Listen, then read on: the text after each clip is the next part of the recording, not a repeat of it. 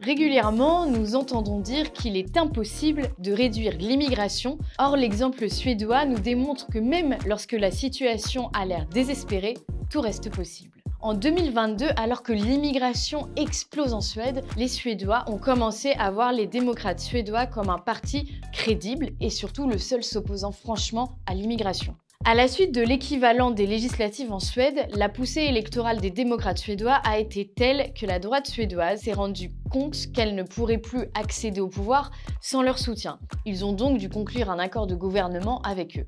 Les démocrates suédois ont voté la confiance au gouvernement de centre-droit en échange de changements drastiques dans la politique migratoire du pays. Depuis 2023, la Suède a donc annoncé la création d'un palier de 2 400 € par mois nécessaire pour toucher les aides sociales pour les migrants hors espace Schengen et vont peut-être l'augmenter à 3 000 €. La Suède souhaite aussi durcir les conditions des permis de séjour pour raisons humanitaires qui étaient jusqu'ici très laxistes. Le gouvernement a de plus annoncé l'ouverture de 5 centres d'expulsion. Ces mesures tranchent tellement avec les traditions suédoises que le gouvernement a pu donc parler de changement de paradigme.